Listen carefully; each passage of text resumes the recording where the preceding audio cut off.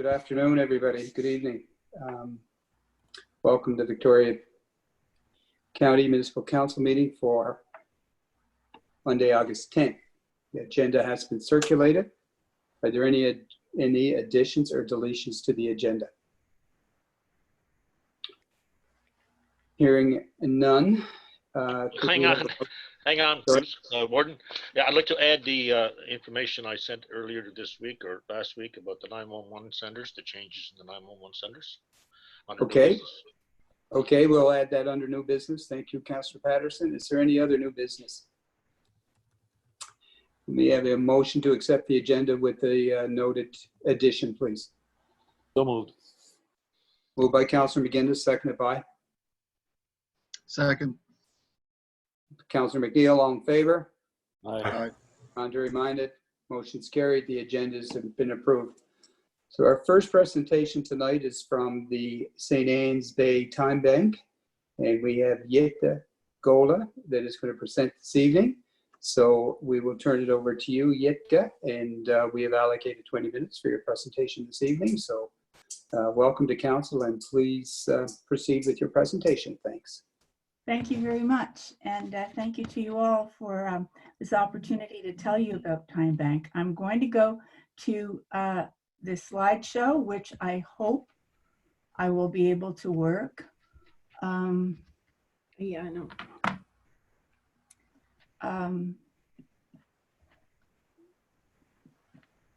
We went through this. We went through this afternoon, and it should be working. Yep, you're up now. Oh, there we go. Yep. Thank you. First time. I'm sure that you've all heard of Time Bank, what's going on in St. Anne's Bay Time Bank, but this is an opportunity to fill you in on the details of what's happening today. Is it all working well? Hello? Oh, yeah, with you, I don't yeah. hear any of you, but that's okay. We'll figure that out. No, your slides are coming up. What is up there now is what is time banking. Okay, good. Thank you. And it's also an opportunity for me to answer any of the questions that you might have, but mainly to engage your support in seeing that Time Bank continues to grow. I'm sure that in your daily affairs and in the community, you have an opportunity to come across something, and I'd really like Time Bank to tweak in your mind and to help us move this opportunity ahead. The pamphlet that you see here on the screen has been forwarded to you, and it'll give you an opportunity to read more about what Time Bank is all about, what our values are, and that's really important. I really wanted to stress that.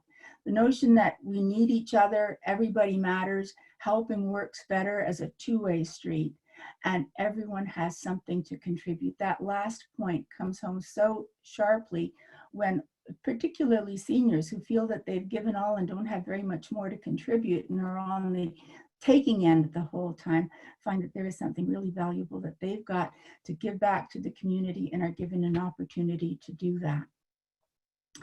So we started out in 2016, June 2016, St. Anne's Bay Development Association did a survey, a community survey, and found that the things that were coming up about where SABDA could go, St. Anne's Bay Development Association might go later or further, was to develop small group projects, to help seniors in the community, work sharing actions, volunteer actions, the re-energizing of that old volunteer spirit that was so much a part of the rural community needed a little bit more oomph. And so we came across the idea of time banking. There were two major organizations in North America that we came across, and you see on the slide here, Time Banks Worldwide and Time Banks USA. These two agencies offer an infrastructure, which is an internet connection among members where they can make offers, make requests, and then log the time that they've put into the bank and time that they've used back. Now, I just wanted to make sure that all of you are familiar with the concept of time banking and how it works. Is there anyone who needs an extra explanation about it? No? I don't hear anybody. Is that because I have the mute on? I've lost my... No, Yeah. no, we're with you. I think Okay, good. you're with it. Good. So Thank you. Thank you, Bruce.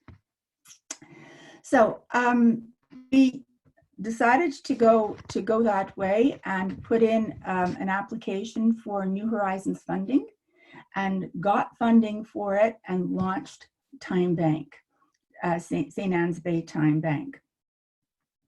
There is an annual fee associated with it that we pay. We also found that it was necessary to hire or to engage a paid coordinator. The history of time banks throughout the world has been that without a dedicated coordinator that would help members engage, do problem solving, promoting, community liaisons, and all of those things, without that kind of a committed staff member, time banks just folded. Despite all the best of intentions, it requires a consistent paid worker. And so that's what our funding went for. Also for community events, to organize an opportunity for people to get together and entice them with a bit of food and some refreshments.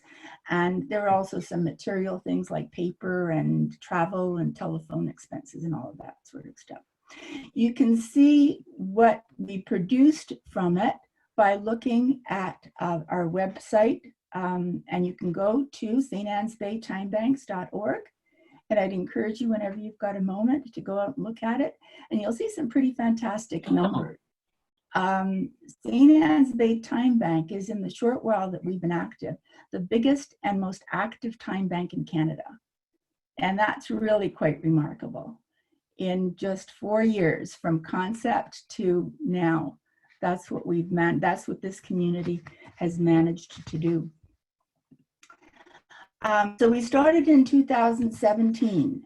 We asked for that grant. We very quickly got 50 members, and we spent a lot of time in promoting it, getting organizations to join. That was an important part. Like the Alderwood Home was one of the first organizations that joined. St. Anne's Bay United Church joined.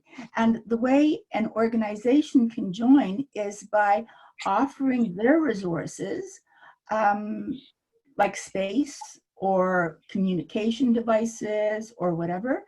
And in return, they can get individuals who are interested in for instance, Alderwood, in helping to promote the knitting group or doing some weeding. Or one of the big things that St. Anne's Bay Time Bank did a couple of years ago was host a seniors tea off-site for Alderwood. So the bus came to the fire hall in St. Anne's Bay and hosted a wonderful off-site tea for senior residents who very seldom have an opportunity to leave the home. So that was a wonderful event. And commercial agencies can also join, like Woodsmiths joined. And they can offer skills and knowledge. So Bob did a woodworking course and gleaned time bank dollars, our dollars, and the people who participated paid in time bank hours. We also identified group activities. One of the first group activities that was organized was to help me cut shrubbery at a time when I was laid up with a broken hip. And it must have been a good 15 people that came to trim my shrubbery and do some gardening for me. And my return to them was to offer refreshments. And again, the hours got split back and forth, but there were other things that were done. You see pictures there, wood stacking that was done. The Time Bank helped with the Mussel Festival in Englishtown. We also conducted information sessions and got media attention on information morning on the CBC, and I think there was an article in the Standard. Then in 2018, we funded for 2 positions, had an evaluator, and the membership increased. We had a number of events during seniors lunches, for instance. The St. Anne's Bay senior lunches don't run in the summer. And the seniors noted that that was a gap in the year. And so one lady came up and started organizing summer lunches for seniors, which is a great thing. I mentioned to you the Alderwood tea that we had, and there were also we had a meeting together and set up community projects, like a Christmas dinner for people who don't have anywhere to go for Christmas dinner. And not in a community hall or something like that, but in somebody's house where they all chipped in and had a family community dinner. The curbside cleanups have become an annual event.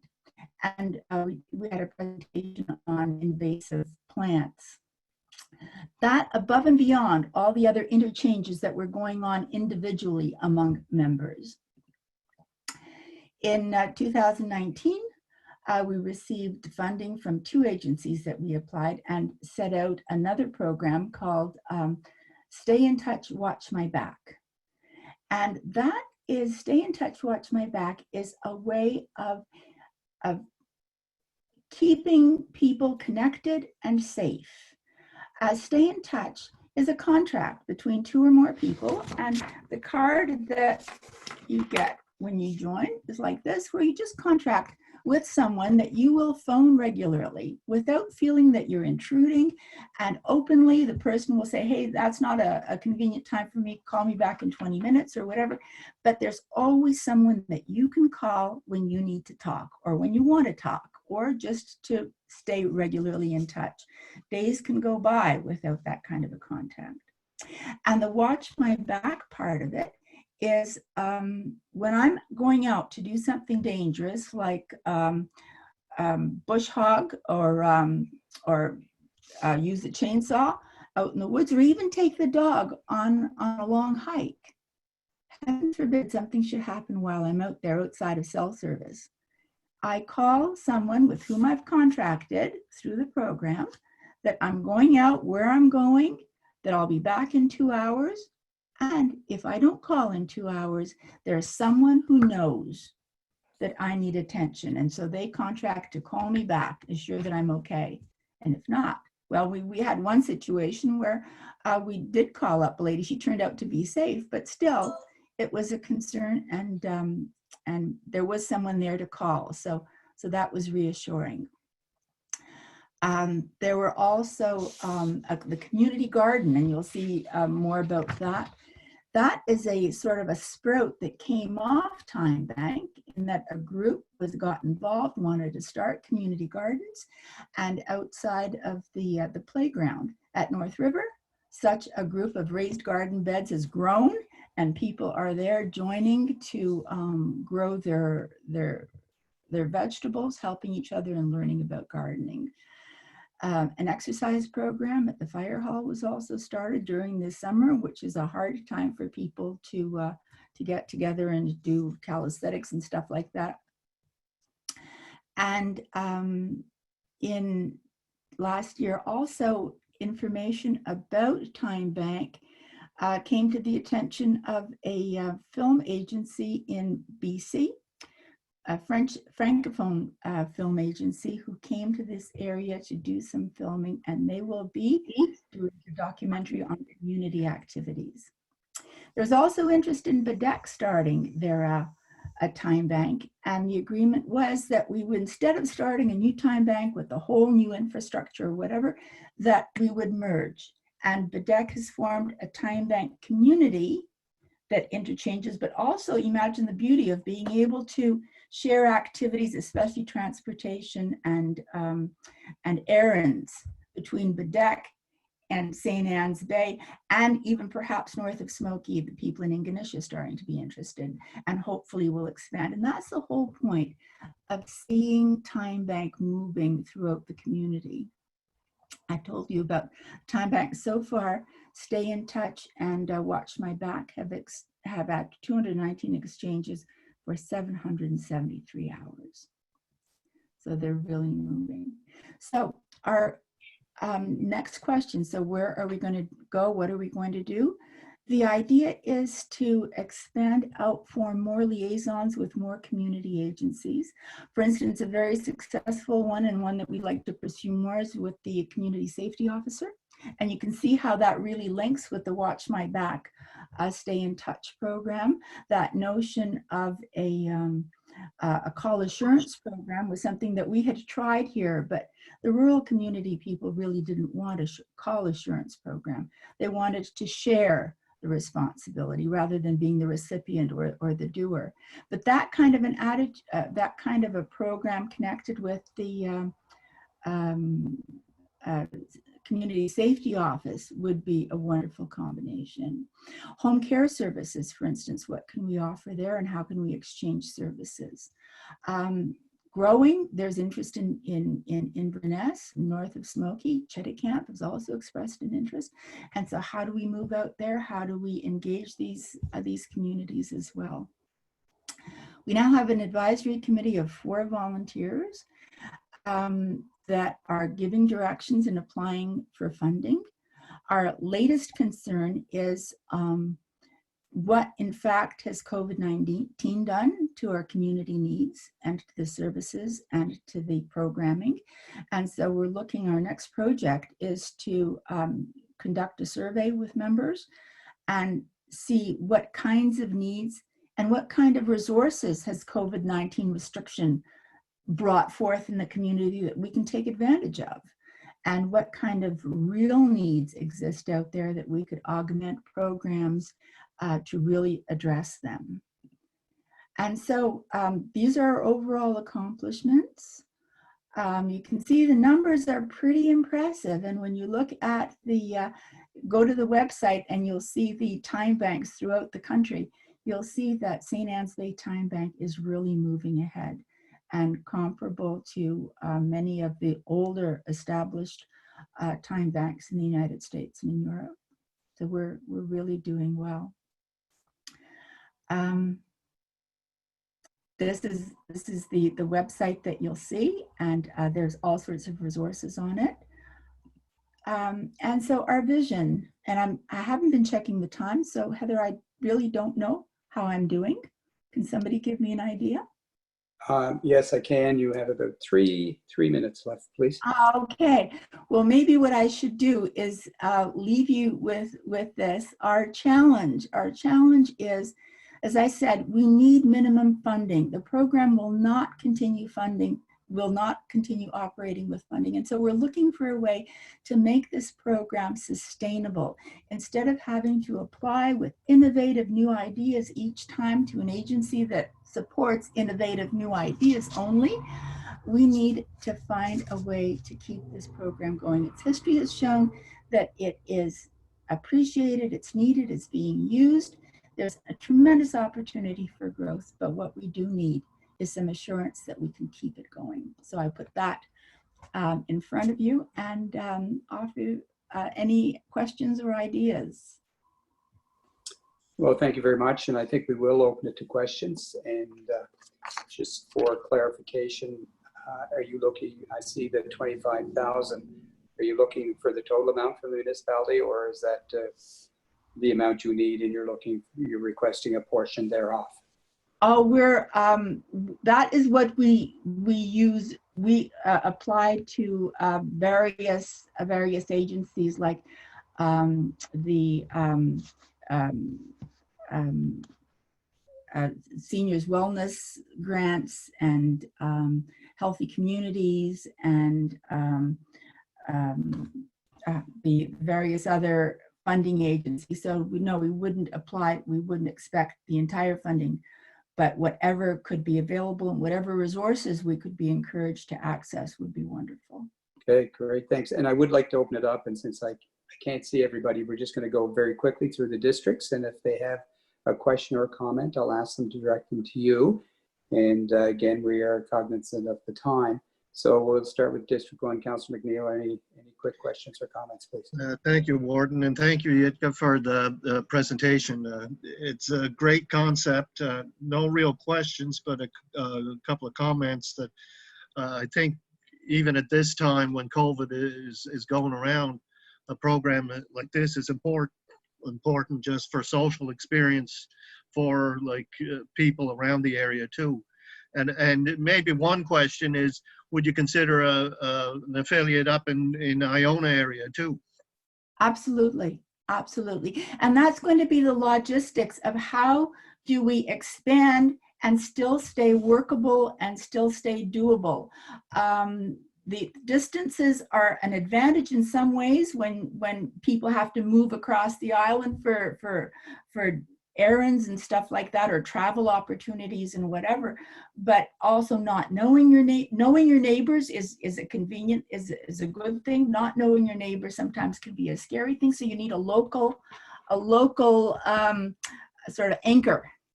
And it's the idea of how to develop local anchors. And that's what we're trying to do now, is move out and assign responsibility or give responsibility to people who would work their community, their network, and maintain a link with the various networks across the island or across the county. Thank you. Thank you, Councillor McNeil. Just very quickly, Councillor McLeod, any questions or comments for District 2?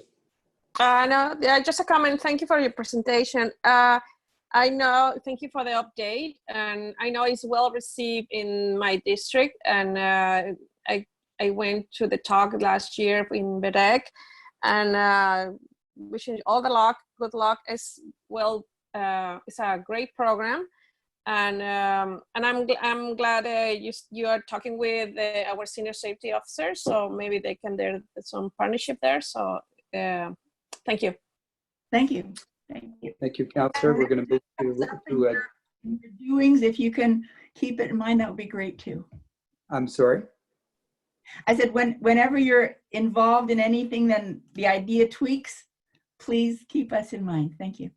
Good. Thank you very much. We're going to go to very quickly District 5. We'll come back to we'll end with District 4. District 5, Councillor Patterson. Thank you. Thank you for the presentation. Just 2 quick points. I sat on the panel for the New Horizons applications the last number of years, and I haven't heard anything this year, and I'm assuming it's not going to be as it was in the past. Have you applied again to them, or do you know if they're taking applications, or what the situation is? I don't recall that we have a New Horizons application in as yet. Yeah. Yeah, I haven't checked. I'm not even sure if they're taking them yet. I know they put more money into it. The federal government did a while back, and I think things are pretty well up in the air. But anyway, we can look at that. Secondly, is the documentary you mentioned linked to your website? Not yet. Not yet. It hasn't been completed yet, and I think they will let us know as soon as they've got it done, and then we'll link it. It's Francophone. Hopefully, they'll have English subtitles. Okay. Thank you very much. Thank you, Councillor Patterson. Deputy Warden Doffey, any questions or comments, please? No questions. Thanks so much for the presentation. We are hearing more about the time bank all the time. People are becoming more aware of it. So good work on your part, and hopefully we'll see more of it in the future. Thanks very much. Thank you. Thank you very much, Deputy Warden. Councillor Budge, any questions or comments? Okay. Councillor McDonald. Yes, Warden. Thank you, and thank you for the presentation. It's I've always heard great remarks with the St. Anne's Bay Time Bank. I was just wondering, are you familiar with the one that runs out of Bay St. Lawrence Community Center? Time Bank they have there with the community garden as well. It's a small number of volunteers. Is that something maybe that they could affiliate with you folks, or? We've tried to have contact with them and have not succeeded in connecting with them. Do you have an up-to-date contact information? I do, and I will forward that to Heather, and we'll make sure that you get that. That would be great, because we have been trying to get in touch with them. Okay, great. Yeah, that would be really good. And continue the good work. It's all good news from this end. Thank you. Thank you, Councillor McDonald. We'll finish up with Councillor McGinnis in District Number 4, please. Thank you for your presentation, Yitka. Being sort of in the middle of the community, it's certainly a great asset to the North Shore and North River and Englishtown area and most of pretty well all of my district. But they deserve a lot of credit, and hopefully we'll be able to do something financially for you, Yitka. We'll hopefully be in touch before too long. Wonderful, thank you. Thank you. I just want to double check with CAO Leanne. Do you have any questions or comments? My only comment is we offer an operational grant currently. We changed the way that our grants run. It's not just capital anymore. There's also operational ones. So I urge you to keep looking on our website for funding, because that's the proper channel to look for the funding related to operational. So just keep looking on our website for when those grants, the grant application will be there. That's wonderful. Thank you so much. Yeah. Well, thank you. I want to thank you as well, Yitka. And I too was going to encourage you to apply for the grants. Those applications are on our website, and you can contact our staff if you have any questions or comments or concerns about the application process. And sorry, go ahead, please. So with that, I want to thank you very much for your presentation this evening, and certainly want to compliment you on the work that your group has done. And certainly nice to see that you're leading the country with your hours. Very impressive. So again, I would encourage you to apply for the funding, and thank you very much again for your presentation. Thank you to all of you. Okay, good night. Good night.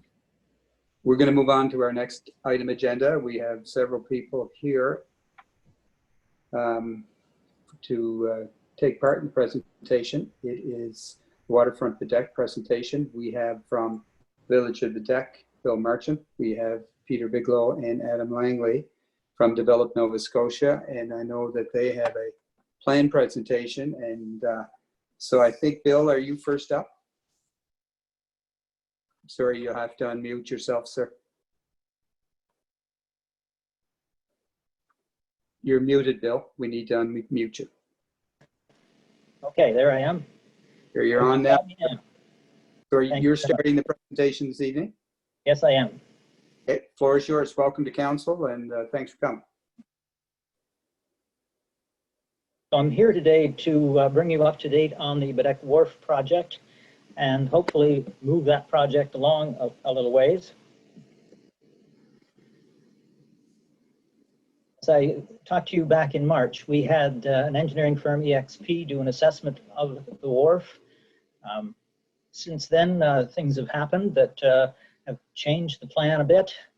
I'll bring you up to date on that, and we'll end up requesting some funding to help us with this project. We're a volunteer group. Waterfront Bedeque is a volunteer group that was established in April 2018 to advise the Village Commission on waterfront issues, particularly the Village Wharf. We oversaw the assessment of the wharf by EXP Services last summer. We've been working with the various stakeholders in the area to move ahead with development and planning for development on the waterfront in the village. EXP completed their assessment of the wharf last summer, and we received the final report in October. They provided us with 3 lists of recommended upgrades.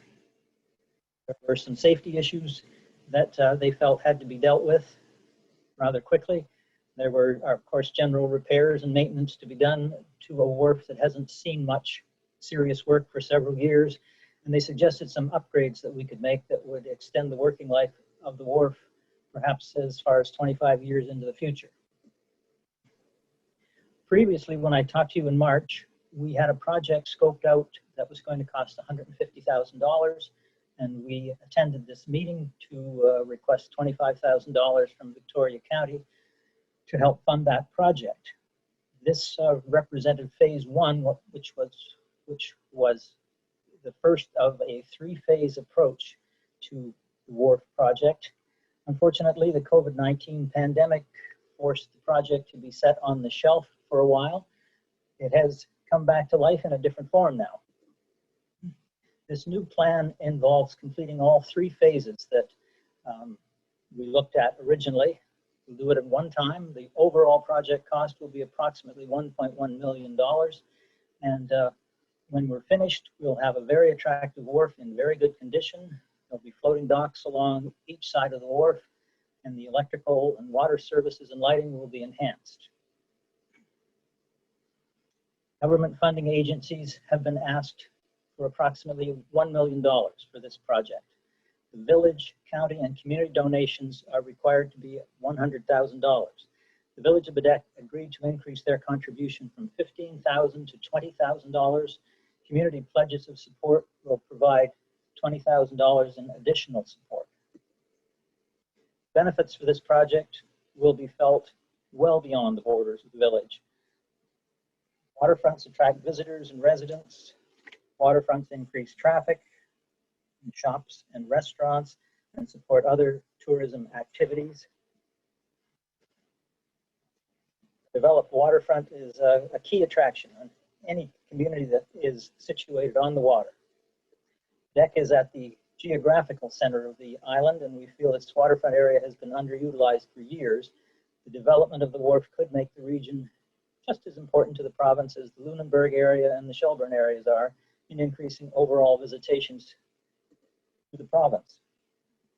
So previously, you had agreed that you would contribute $25,000 towards a $150,000 project. The new request is for $60,000 from the municipality toward a $1 million investment in the Baddeck waterfront, conditional, of course, on the other funding partners agreeing to participate. That's all I have to say to you today. Adam Langley from Develop Nova Scotia and Peter Bigelow, also from Develop Nova Scotia, are with us today, and I'm going to turn things over to them. Thank you, Bill. Yes, thank you, Bill, for that terrific summary. And thank you to the Warden and Council for the opportunity to join this meeting this evening. My name is Adam Langley. I'm the Director of Operations and Marine Development with Develop Nova Scotia. Our CEO, Jennifer Angel, sends regrets this evening, but I'm joined by my colleague, Peter Bigelow, our Vice President of Planning and Development. Develop Nova Scotia is pleased to support this community-led ambition and the efforts of the Waterfront Baddeck Committee to reinvigorate and improve the visitor experience at the Baddeck Wharf for visitation by both locals and visitors from away by land and sea, and more appropriately by the lake, which is accessible to the sea, which will bring more visitation. The Baddeck Wharf is a critical village, county, region, and provincial asset. It is a signature destination and attraction and a signature provincial destination supportive of visitation to the entire island and northern Nova Scotia. The project to extend the useful life of the wharf and improve services is in alignment with the provincial working waterfront strategy and marine visitation plan led by Develop Nova Scotia to identify and improve strategic marine assets in the province. With all partners aligned, Develop Nova Scotia is committed to supporting necessary marine elements, floating docks and gangways to fully activate the wharf and connect Baddeck and Cape Breton to a growing network of provincial destinations. Linked together through meaningful itineraries, desirable marine infrastructure is a platform for economic development in tourism and marine services and supply. Properly leveraged, a wharf is more than just a place to tie boats or stroll with an ice cream. They are platforms for business opportunity that extend far into the community and beyond. Developing ports of confidence throughout Nova Scotia dramatically improves Nova Scotia's value proposition as a desirable destination for both locals and visitors alike. As someone who grew up sailing the Badore Lakes and exploring Cape Breton from coast to coast and points in between, I'm excited to be part of this proposed project, and I know the entire team at Develop Nova Scotia is as well.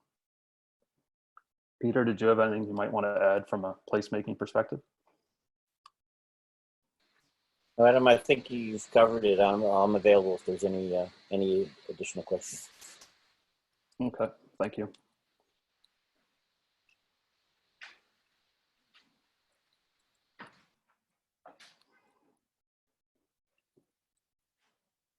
Over to you, Bruce. Sorry about that. I got unmuted and couldn't remute, so my apologies. Thank you very much for your presentation, and I do want to commend you on the project, and we do understand that COVID has changed a lot of things. So I guess what we'd like to do is just, if there are any councillors with any questions or comments, I know that Mr. Marchant has made a request of that we increase our contribution from $25,000 to $60,000, and that contribution will take us through phases 1, 2, and 3, and the project would be completed sooner rather than later. So am I clear on that, Bill? I just want to make sure that That's correct, yes. right. And the other point that I just want to make too, it's contingent on the other funding partners providing and confirming their funding as well. Yes. Yes, okay. So I just want to open it to council, and again, because of the type of virtual meeting we are running, perhaps I'll start, we'll go through districts because I can't see people raising their hand. So I'll ask that we'll start with Councillor McDonald and Cape North. Any questions or comments? Thank you, Warden. A great presentation, gentlemen. Bill, I was just wondering, with regard to the ask, how are the other funding partners? Do they seem to be? Did you have any feedback from them to date? I feel very positive about the feedback that I've been getting from them. Develop Nova Scotia is one of those funding partners, and the applications have gone into ACOA. They've been accepted. They're being considered right now. That's great. And lastly, I was just wondering, what would has the village made a contribution of any sort? Or the village is putting in $20,000, and Waterfront Quebec has committed to raising $20,000 in donations from the citizens of the village. Great, sir. Now it seems to be a great economic development for the future of not only Quebec but all of Victoria County. Thank you for your time. You're very welcome. Thank you, Councillor. Thank you for your comments. I don't think Councillor Budge is with us this evening. Deputy Warden. No, he is. He is here. He's here as an attendee. I'm sorry, Wayne, if you can hear me, do you have any questions or comments, sir? No, sorry, he was on before. Okay. We'll drop down to District 6 with Deputy Warden Daphne, please. Yeah, thank you, Warden. Yeah, excellent project. Always impressed with a project that we can only put 60,000 in. It's going to bring in over $1 million. So I think it's a no-brainer, and definitely will be a great asset to Victoria County. Question for Adam. Just wondering if there's other projects within the county revolving around waterfront or whatever. Would you be the person to contact, or is there somebody else in Develop Nova Scotia? You can most certainly reach out to me, and if I'm not the most appropriate person, I'll find you who is. That's perfect. Thanks very much, Adam, and great project, guys. Look forward to seeing it come to its actual state. So we're looking forward to it. Thank you. Thank you. Thank you, Deputy Warden. Councillor Patterson. Thank you, Warden. Just a question, Bill. The 60,000 request you have, is that spread over a period of time, or is it a one-time payment, or when would you expect it, and so on? We would expect this project, if the funding comes through, be underway this fall and to be completed by next spring. So this is a one-time ask, and will be within the next 10 months, 8 months. Okay, so second question is that, do we have, our finance person is not with us this evening, but do we have room in the budget for the request? We'll refer that question to. So our finance person is on. She's here as an attendee. Oh, okay. Yep. Yeah. So I just have one question though related to that. So is it 100,000 that's in total that is being requested from local governments? That's correct. Yes. Yeah. Okay. So if there was more that came in as part of the residents, right? Like if the residents raised 30,000 rather than 20,000, would our ask go down by 10? I hope not. Waterfront Quebec has other projects in view. That's something we'll have to talk about. Just one more point, and I think it's kind of the elephant in the room.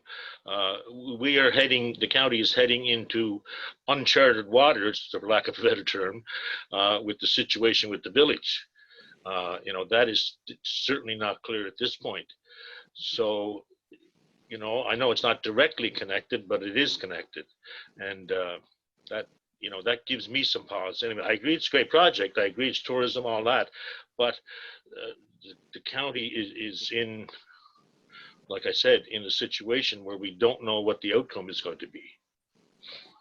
We considered that when we sent the application into ACOA, and the application went in as a joint project between the county and the village. So if the village's status changes, it shouldn't affect the project. But it might affect the county's relationship with the village. I can't speak to that. Anyway, that's Okay, thank you. Thank you for your questions and comments, Councillor Patterson. Councillor McGinnis, any questions or comments? Just want to remind you, you're muted at the moment. Councillor McGinnis, can you turn your mic on, please? There. Nope. You're still muted. You were unmuted and then muted. Well, I don't know what's going on. You're good? There now? Yes. You there? Okay. Thank you, gentlemen. Great presentation. Just a little, I have a little bit of experience with wharfs. I've been around them all my life, around the fishing industry, but I just wondered, is one of the ideas about the refurbishment, will it be piles driven, or is it just going to be kind of a patch up of what's there, or what's sort of the goal going ahead? There will be new piles driven under the wharf to replace piles that have deteriorated. The fender piles on the east side of the wharf will be removed and replaced with new piles that will support the floating docks, and the same thing will happen on the west side, although there are no piles to be removed there. Maybe Adam could speak to that better than I can. Yeah, the EXP report identifies a number of structural piles and pile caps that need to be remediated underneath the existing structure, and some work to be done to reinforce part of the wharf so it's capable of heavier loads for a fuel truck, boom truck, that type of thing to service the dock. And then, as Bill noted, there's existing overbuilt fenders that used to facilitate large pulp ships that used to come into Bedeck. That will be removed and replaced with piles that will support large floating docks on the yacht club side of the wharf to support fairly significant large yachts and small crews. And then the western side of the wharf will have smaller recreational docks attached with steel I-beams. Oh, okay, that's great. I just was curious. I was just hoping it wasn't just a patch job, but it sounded like a more No, this is a long-term, long-term recapitalization of the wharf, which is extended with proper maintenance program for 25 years. Sounds great. Okay, thank you, gentlemen. All the best. Thanks. Thank you, Councillor. We're going to district number 2, please, Councillor McLeod. Yeah, thank you for the update, Bill, and the development of Nova Scotia. I know it's important. This project for us is an open door for visitors, so I'm very excited about what is the future. And just because you're talking phase 1, phase 2, and phase 3 all together, Bill, you think you can get some updates soon about how it's going to look or something for the public, or we have to wait until funding is coming, or what is the next step after? We're not in a position to produce any visual aids to indicate what it's going to look at the moment. We don't have the money to do that right now. Okay, thanks. We do have another smaller project that is underway. There was money available through the Provincial Beautification and Streetscaping Program. We applied for some funding through that program, and our project was accepted. So we're going to be improving the look of the area between the freight shed and Water Street. Now it's mostly Okay. gravel with a little bit of grass and parking all over the place. We're going to change that to a very welcoming area with lots of grass, controlled parking, seats, benches, picnic tables, flowers, Okay. planters. That's in the works as well, and hopefully that will be done this fall. But that's over and above this project that we're talking about today. Yeah, okay, thanks. Thank you, Councillor McLeod. Councillor McNeil, any comments? Thank you, Warden. Actually, the questions I had written down were all asked during the last few minutes. The only thing I'd look forward to working with Develop Nova Scotia with the project at the Port in Iona too, after this project is done, to facilitate more visitation in the center of the island. So thank you. Thank you very much. And I know Councillor Patterson had a question about financial nature, and we referred that to CAO, and I think she has a comment. I do, but I'm just wondering if Jocelyn can let Alex in, and if not, then I can come. I'm here now, unmuted, I think. Yeah, so in the budget, we did have a special projects line that we had approved for $100,000. And during the budget meetings, the only thing that we had briefly talked about was related to fire departments. Then we've since done that emergency equipment fund. So there is that money which is currently available, and we haven't earmarked it for any other projects that I'm aware of. So just to clarify that the ask is, we already, I believe, allocated 25,000 to this project. Yep. Or not? Yeah, Yes, so it's we did. 60, it's 35 more out of that 100,000. It would be, Special. yeah. Okay. So that is the presentation, Council. What are thoughts? Where do we want to go? It appears that we have funding that is there, but we need a motion of Council. And again, this project contingent on the other finance programs being approved and coming into place. So it's contingent on that. So Warden, just to be clear, is Alex still there? Alex, you still there? yeah, Yeah, I I'm here. just want to be clear. What I heard you say was we do have enough room in the budget to grant the request. Yeah, Right. we had $100,000 for special projects. This is the only project that's come forward So, yeah, yeah. so far. But if 60,000 is approved, I think that's over Yeah. half of Okay. this fund gone for the year. Okay, thank you. Yes, it's there. Yep. so do we, does anybody wish to make a motion that we approve the special funding, or what are? I will make the motion. So it was moved by Councillor McLeod. Is it seconded by? Second by Deputy Warden. Thank you, Deputy Warden. Any further discussion on? All in favor of the motion? Aye. Aye. Under reminded.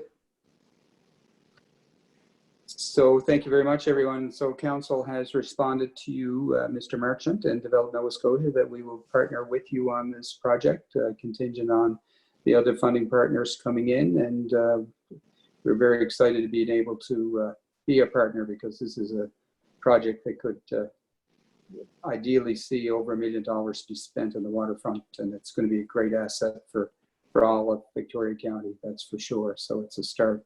It'll be a good start for sure. It's been talked about for many, many years, so well done. Thank you very much. Thank you, Bill. Okay.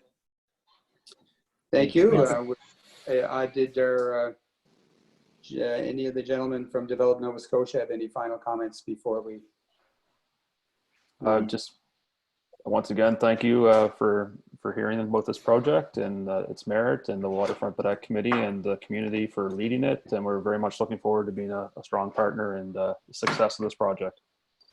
No, and we certainly want to thank both you and Peter for bringing this project to the community in February. And it was through your presentation that really, I think, brought the community together. And I think to a person in the community see the value of this project. It's going to be excellent. So, and also recognize Bill as one of the commissioners of the DEC, and being the chair of the committee that was handed the task of taking over the wharf, and well done. And I'm not sure if a couple of years ago you would have thought we'd ever got to this point, but well done on your behalf and your committee as well. So, all right, thank you very much. We're going to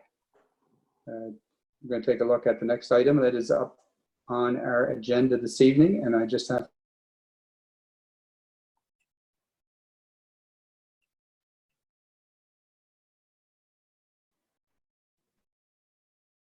You're muted, Bruce.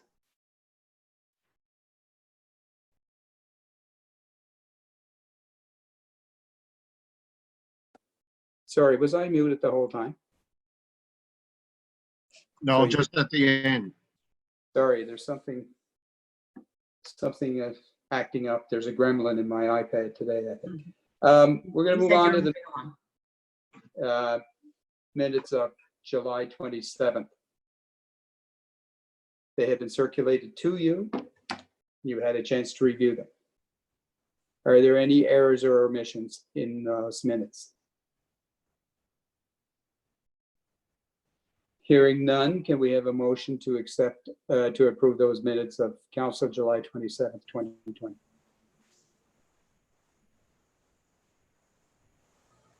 So moved. So moved. Okay, it was moved by 3 people. So, do we have a seconder? Second. Thank you, the Deputy Warden. So, all in favor? Aye. Motion's carried. The minutes are approved. Is there any business coming out of those minutes, please? Any questions or comments?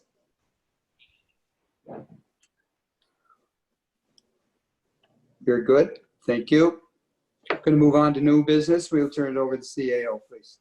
Okay, so I'll just give you a couple of things that some action items that we've worked on from those minutes and from last council session, or the last few council sessions. I emailed out last week a copy of the municipal heritage property criteria to all members. We do have a bylaw related to it. So I think what we have to do is get a committee involved to designate a property as a municipal property. And I'm not sure when the last one was done, and has been off for a while. So I can't go to her to ask who was on the committee in the past, but we'll continue to work on that so that we can get a committee together, because that's part of what the bylaw process is.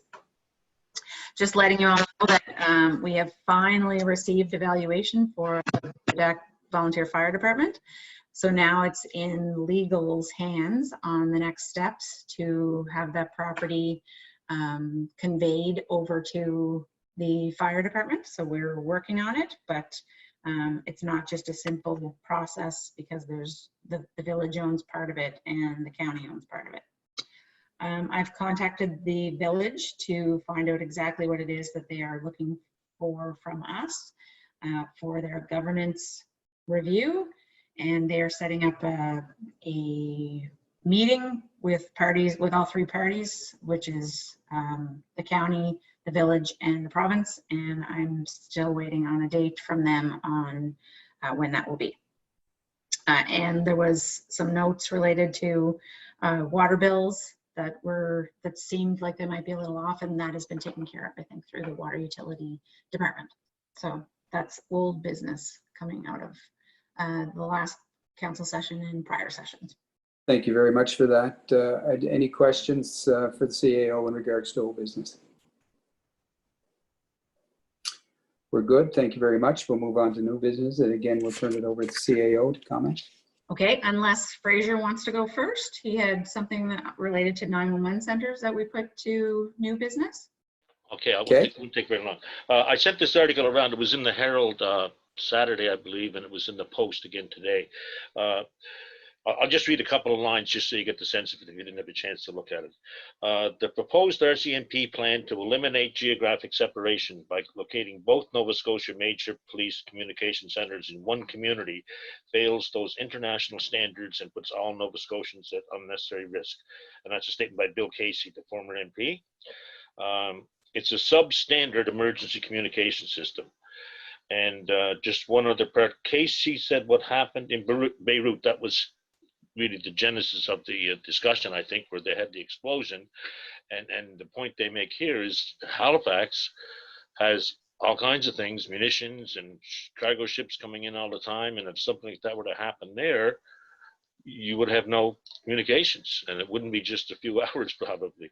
And apparently they even, an RCMP expert panel rejected this notion. So, I mean, it's even their own people telling them. So what I would like to, and there are people that are mentioned in the article are the mayor of Truro, Bill Mills, the mayor of Colchester, Christine Blair, Millbrook Chief Bob Glode, and Cumberland Colchester MP Lenore Zan. So I wonder, I think I'd like to get some more information, really. This is just a newspaper article, it's hard to tell, but I would move that the warden in the next little while contact the people named, and just to get a sense of what the urgency is. Like I said, it was just in the Cape Breton Post today, so I don't think there's been much discussion on Cape Breton about it. But it seems to be right now the mainland people, especially around Truro and Colchester, are questioning the move. So again, I'd like to move that the warden contact the mayor of Truro, the mayor of Colchester, chief of Millbrook, and yeah, just those three to get more information. Sure. We have a seconder for that motion, please. I'll second that. Seconded by Councillor McGinnis. All in favor? Aye. Contrary minded? Motion's carried. Thank you for that, Councillor, and I will make sure that we contact them and bring back whatever information I have for you at the next council meeting. Thank you. So new business, any other new business before we turn it over to CAO, please? We good? So go ahead, Leanne, please. Okay. One other thing that I probably could have brought up in old business, but that's fine. I was asked to look into what the issues were with collection numbers and how rejections have been going up. And it seems that it's not really black bag issues, but it's more food and non-recyclables that are going in the blue bags right now. So we're working on some more sort sheets and FAQs that we're going to give to the collections people to put at the problem spot so that they have not just a rejection sticker, but something that's going to help them along the way with that too. So that's where we're going with that part of it. So that was probably old business, but we can't go back there. So I sent out my CAO report to all of you. I'll just go over a couple of things. We had a department head meeting this morning. Our tourism development officer is still going out and visiting operators around the county. He said their mood is good right now.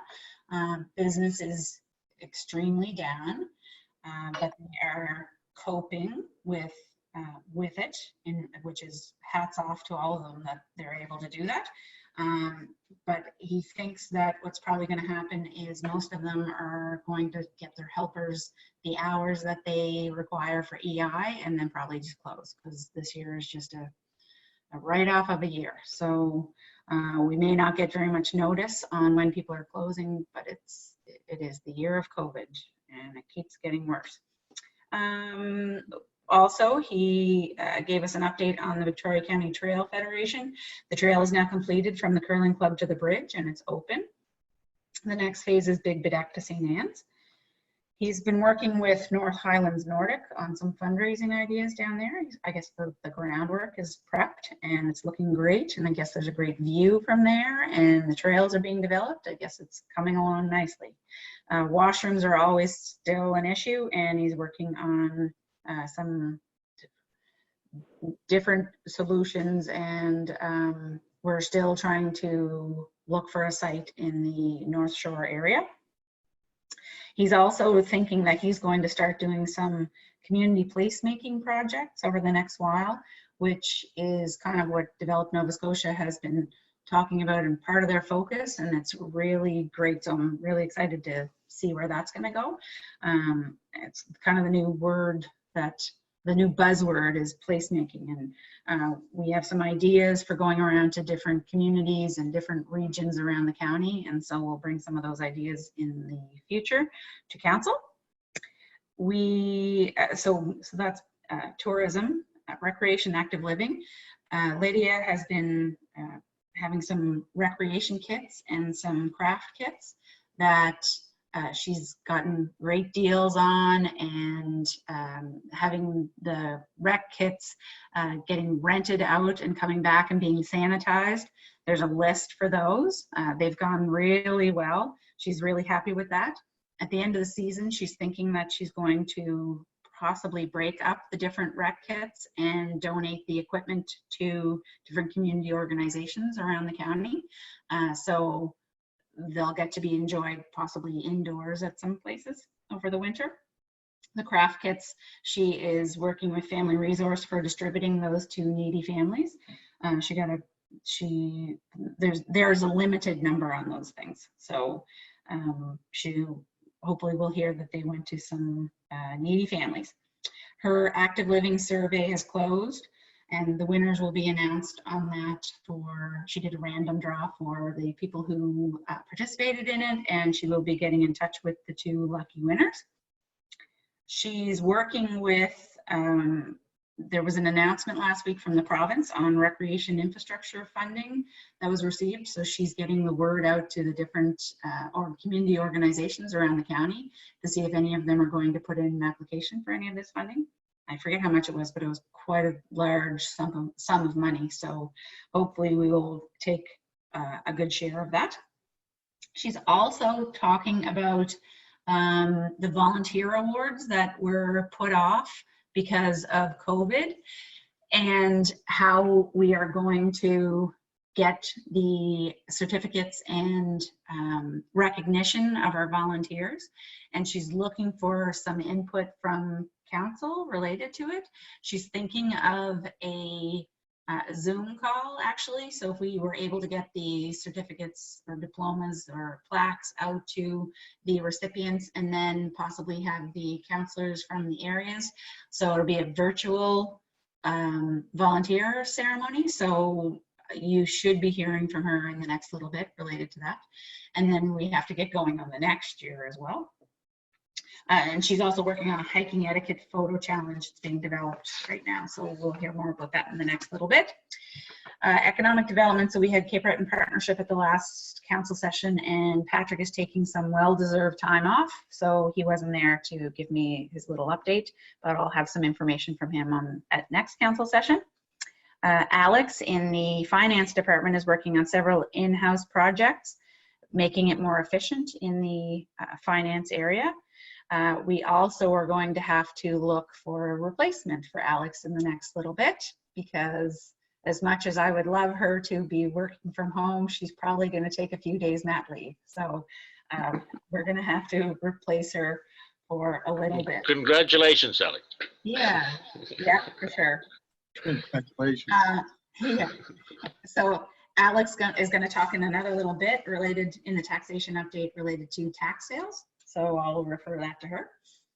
Public Works, there's a pre-design study that's being started right now for a wastewater treatment plant in Ganesh. And we've been talking to some of the people who deal with projects or deal with capital projects to the province, and had some really good insights in it. And they feel that a pre-design study is the best way to go. It will help us fill out our application for when the federal funding and provincial funding becomes available. So that's being worked on right now. There's also water arrears letters went out this last week. So there was about 90 water arrears letters. So we're hoping everyone will start to get their money in so that they are not in arrears, because we know it's a rough year, but it doesn't get any better as you go along. So please, there was forms that were sent out with the water arrears letters also related to a pre-approved payment plan that we have. So it would almost be like a budget plan that they could that residents could get on. So take a look at your water bill and your water arrears letter if you received one.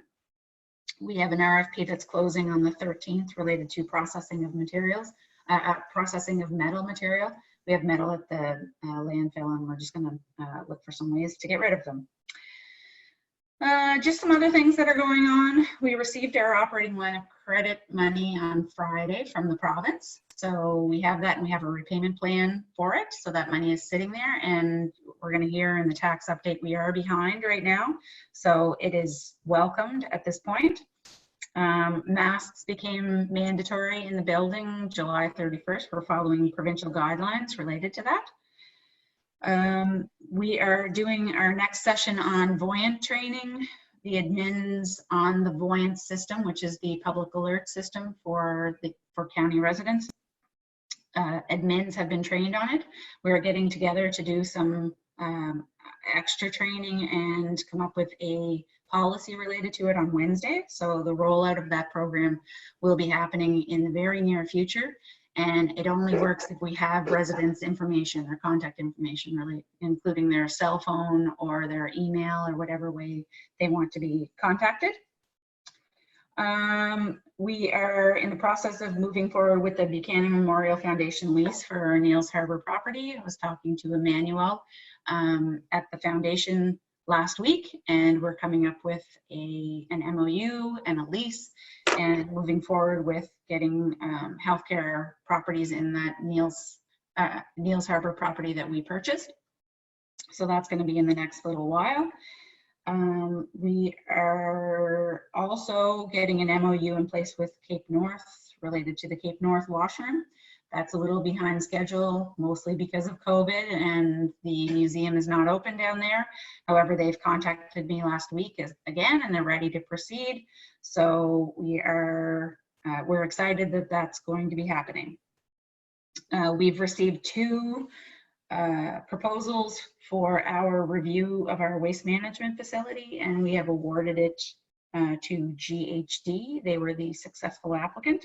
So hoping to get some good things out of that to see if we can make our system more efficient out there. We are also in the process of looking at some local companies to help replace our server in our in the courthouse and out at the transfer station. Any of our data right now is on an extremely old server, and it's causing us some concern. So we are looking to see if we can contract with a company that can help us out with that. So hopefully we will have more good news related to that will be up and running. We're not down, but we are at risk. Just to let you know, we've received a grant from CCH related to an accessibility grant. And that's what we have used that's part of what we have used to purchase Moby mats and Moby chairs that are we're in discussions with parks about placing them at the park down in Ganesh, and we're really excited about it. So Lydia is dealing with parks related to that, but we have them purchased, we have them here, and we just have to figure out exactly where they're going. But it's going to make at least 2 of our beaches accessible, which is really a great news story. So yeah, so that's what I have for this week. Any questions? Question, Leanne? Yeah. Just, I guess about a month ago, we put out a request for proposals for geotechnical work on the water line in Ganesh. Was that ever awarded, or has that been now put on hold because of the development plan? No, it's not on hold. That is going forward. And Okay. I don't Any know, dates? I don't have the name of who it has gone to, but I can get that for you. Okay, no, that's So great. Thank you very much. Yeah. Any other questions for? Go ahead. Just a quick question, Leanne. You mentioned about the 90 letters for water bills that were behind. Is that above the normal for this time of year, or is that a lot higher? I think that it's not excessively higher, but I think that there's kind of a timing difference between where bills might have been a little bit later going out. We have some residents who choose to be a few months behind and then they pay it after, you know, the busy season. It's not overly excessive. We're not overly worried about the number of people related to that, but we are encouraging it to be paid. Great, thank you very much. Any other questions or comments with CAO? Okay, I just, sorry, just one more thing. I have a comment on here, or a chat that says Keith Bain says to say hello to all of you. He's watching. Very good, thank you. And our municipal advisor, Ross McDonald, is also watching. Okay, welcome to both those. So we're going to do something a little different tonight. We're just going to take a quick 10-minute break, and it is 6:11. At 6:21, we'll reconvene, and everybody can get up and stretch around a little bit, and we'll come back at 6:21. So we're just going to go back to our agenda here. One moment, please. So we did old business, we did new business. One thing we should have mentioned, Councillor Patterson and I and Councillor McGuinness were at a home support meeting today, and they have a new program, and it is called a Community Development Project for Victoria County Home Support. And they asked if one of our board members would be interested in sitting as an advisory member of that committee, and Councillor Patterson has graciously said that he would sit. Are you okay with that, Councillor McGuinness? Fine, yes, absolutely. I thought you would be. So it's probably appropriate that we appoint Councillor Patterson as councillor to that committee just to formalize it. So could we have a motion to appoint Councillor Patterson to the Victoria County Home Support Community Development Project Advisory Committee? So Warden, are you implying that I am in need of home care? That's up for interpretation, sir. So it was moved. Do we have a seconder for that, please? I second that. Thank you. So it's been moved and seconded, and all in favor? Aye. Aye. Motion's carried. Thank you very much. Thank you for offering, Councillor Patterson. So our next item up on business is we have a taxation update from Alex. So Alex is going to come in for the tax sale piece. Okay. Unless she wants to do the whole thing, but I think she probably will allow me for the first part. So just want to give you the numbers where we're at right now. So currently we have 7.5 million outstanding. We are hugely behind where we were last year. We are 1.4 million behind collections at this date last year. Now, COVID has something to do with it, but last year bills were due on August 15th. So most people are going to wait until they pay their bill. So we really won't know kind of where we're at until September 30th. So because this year's tax due date is September 30th. So I'm not overly shocked that we're that far behind, or overly concerned. We really won't know until the numbers come in at the end of September. And it seems to mostly be in current, which is this year's, the stuff that was just billed. So in current, we have 6.6 million outstanding compared to 5.1 or 5.2 last year. So that's the 1.4. Arrears have remained basically the same position as they were last year, slightly ahead by 50,000. So we have, we're in arrears, we're sitting at 847,000 compared to 897,000 last year. And we are getting back into that. Kathy spends a lot of time on collection efforts. She was kind of pulled back over the COVID months that we weren't in the office. And now that she's back in there, she's focusing on collection efforts. So I would expect that we're going to see our arrears go down, and we'll know more on where we actually stand in the end of September. So not great news, but it is what it is right now. Thank you very much. Any questions about the, for Leanne in regards to taxation report?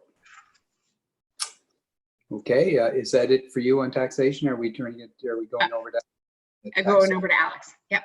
Over to you, Alex. Okay, so I'm just going to give a quick little update about where we're at with tax sales. So we had a tax sale scheduled for the end of March, and we were right in the middle of the process for it. So we had sent notices, we had done 1 advertisement, and we're required to do 2, and then we had to postpone it. We chose to postpone it rather than cancel it because we thought that we hoped that we'd be able to pick back up where we left off. And then if things didn't last as long as they did, we'd be able to advertise again and then host the tax sale. But with all the restrictions and everything in place and things being shut down, we haven't been able to do that. So we consulted legal and asked them if we were considering doing a tendering process instead of a public auction, which we are permitted to do in the MGA, which I'll talk about in a minute, could we pick up the process again with our properties from before? And they came back and advised they don't recommend that. And it's really for 2 main reasons. One being that we're considering changing the methodology of the sale. So we'd have to let people know that it would be a tender instead of public auction. But also, since we've billed since then, the amounts have totally changed. So we've now added another year on as current, and if they haven't paid, another year has become in arrears. Last year's current is now arrears. So because there's those 2 fairly substantial changes, the recommendation was no, don't start back in the middle of the process, start again. So that's where we're at. We're going to start with a new list of properties that includes the properties we were proposing in March, and as well as some new ones. And what we're hoping to do is to, because things are so unknown about when we'd be able to hold a tax sale, we'd like to start tendering some of them. So what the MGA says that with council authorization, which is what I hope you guys will give tonight, we can call for tenders for properties. So it would be advertised in the paper just the same. The process would essentially be the same, but people wouldn't show up. They would submit an amount in a sealed tender, and then they'd have 3 days to pay it if they were the highest bid. And we talked a little bit about tendering, and like if there was properties where there's family interest, because sometimes we do get tax sales where a family member will stand up and say that they're making a claim. Like we would take that kind of stuff into consideration, because you can't do that in a tendering process. It's blind, but we have enough properties where where there's no one has voiced interest from the family, that I think we could do several batches of tenders until tax sales are a viable thing again.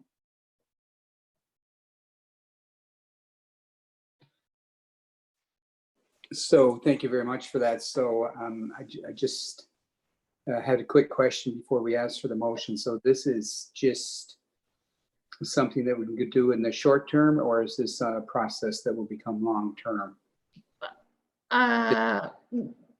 As far as I know, we haven't done this before, tendering for tax sales. So I wouldn't want to commit to anything long term. And I think the public tax sale has been working, and I don't see a reason to change it, but it's very difficult right now. And some places have just chosen, we're going to postpone a public auction until 2021. But we have been making great progress with it, that I would hate for all of this to just stall. So I don't know for how long, but tendering is the solution right now to keep the movement going. Okay, so you've heard the report from our chief financial officer, and she is recommending that Good question. Warden, Yep. before you go on, Alex, do you have any idea how many properties will be listed? Not yet. We're doing a list right now. My thought, again, because we've never done it before, I don't want it to be overwhelming initially, because we are doing something totally new to handle tenders coming in.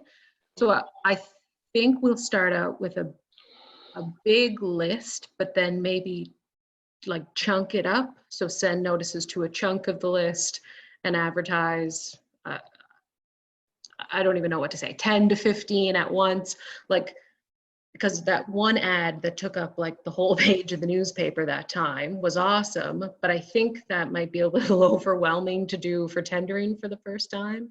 So, but the good thing with tendering is that we will be able to do more than one on a shorter notice, I think, still providing the people with enough notice. So I don't want to commit to a number, but I think we start out with a small batch and see how it goes. Any other questions, please? I'm just wondering how would the advertising take place, for example? For example, people out of province that might have. Yeah, like we'll have to go through the fine details of it, but ultimately it's just the same as the advertising part is the same as what we do now. So we'd advertise twice in the paper, but instead of saying show up at this time and date, it would be here's the starting bid, submit your bid. So we just did a public auction, or not a tender for surplus equipment, and I think that went quite well. Okay. So it would be the same thing, and you would just be committing to paying the amount within 3 days, and if you don't, you forfeit the property. Okay, thank you, Alex. Yeah. Thank you, Alex. Anybody else before we ask for a motion that we adopt a tendering process for tax sales during COVID? This is during COVID. Am I to understand that correctly, Alex? Just during COVID? Well, yeah, it's while the restrictions are in place. Why we can't hold public tax sales? Exactly, and I should have said that. So, is there any further discussion? Does anybody wish to make a motion? Are we prepared to move ahead on that recommendation from the CFO? I make a motion that we go to tender for tax sales. Thank you, Councillor McNeil. Appreciate that. Do we have a seconder, please? I am. Seconded by Councillor McLeod. All in favor? Aye. Aye. Contrary minded? Motion is carried. So, and you'll update council how this process, how it's worked, and we'd look forward to seeing how effective it will be. Thank you very much for that information. Anything else you wish to add tonight, Alex? Nope, that was everything. Good. Leanne, anything else that you want to add? Nope, that's it. Okay, thank you for the taxation update. We're going to start with Department of Transportation Infrastructure Renewal. District concerns, not district concerns, TIR concerns. We'll start with district number 1, please. Yeah, I have a few. Thank you, Warden. Patching was done through Iona area.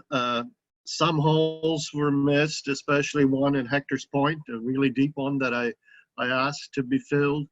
And just a minimum amount of patching was put in every pothole, and it was cold patch. So it wasn't real asphalt that was going in, it was a cold patch material. It's not going to last. I don't know why they did it that way. If again, they'll probably have to be patched again in early fall, if this is the case. Washabek area needs patching. I was talking to MLA Bain.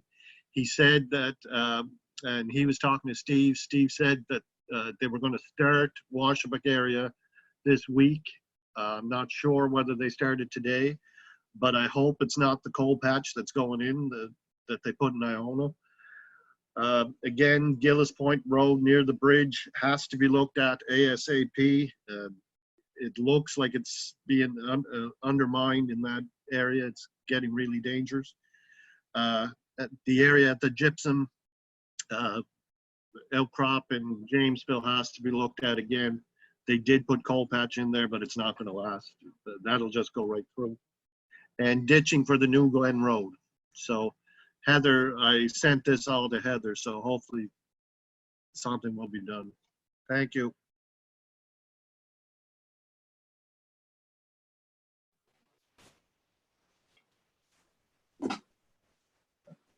District number 2, sorry about that. Yeah, thank you. Is this, I have the same items from July 6th. They're still not quite done. The lines in, I needed to see when they're going to do the lines in my district, especially in the Cabo Trail with the river. You know, people is driving and no lines anywhere. So you're just guessing where is the right and where is the left. And just would like to have the update for Beverly Hills, the upgrade when it's going to happen this year. It's going to be in the fall. And Big Farm Road needs some asphalt around that road. So that's it. Thank you very much, Councillor. We'll go to Councillor McGuinness in District 4, please. Well, with the exception of lines went in today, right from Lobster Galley, I'm assuming to the base of Smoky. But with that being said, that is the first, basically, action I've seen on this stretch of road since they patched the hole down by the schoolhouse. And I don't know if the other districts are noticing it, but we're just not seeing any activity in our district whatsoever. It's just, I don't know if it's because of the COVID situation or what, but there's nothing to be done, and it's just not getting done. So I just, I don't know what to say, but actually they did put lines in today, which is a plus. Very good. It's just very discouraging that they're not doing anything. That's it. Thank you. Thank you, Councillor. Deputy Warden. Oh, I'm sorry, Councillor Patterson. My apologies. Thank you. Councillor McGuinness, did you say the lines were painted from the Lobster Galley to the foot of Smoky? Is that what you said? I didn't quite hear that. Yes, I'm assuming they went to is it? Yeah. Yeah, and both sides even. Councilman McLeod, they sometimes do the lines before the first snowfall. So it's been November since they do some of them. So anyway, again, like Merrill said, and I mentioned this when we had the meeting with the minister, it's the little jobs that annoy people and annoy me that don't get done. A little bit of ditching here and there. They did do some work on the South Side Road, but like Merrill says, they just, you're whistling into the wind. It just doesn't seem ever get accomplished. So I guess just a frustration because, like I say, the little jobs, and even like Paul is saying, patching, do it right so it'll last at least 3 or 4 months. But anyway, that's my rant for tonight. Rant for tonight. Well, thank you, sir. Deputy Warden, District 6. Yes, thank you, Warden. Just a couple of things.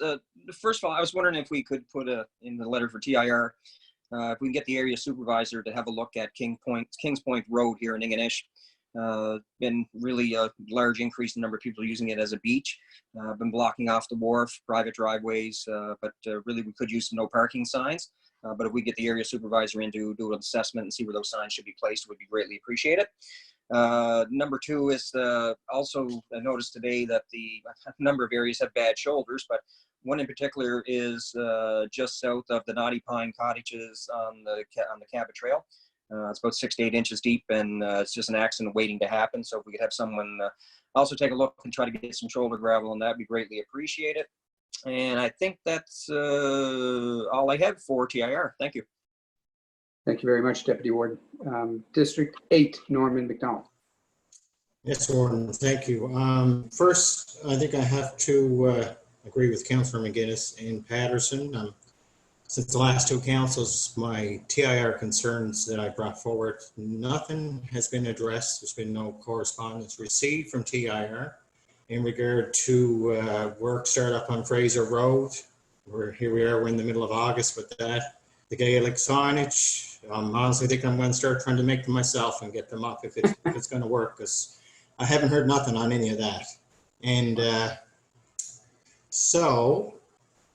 and the other one that's kind of a big thing with that is, I don't know if you folks had the opportunity to see the article that was in the Post regarding the coastal erosion there in Dingwall.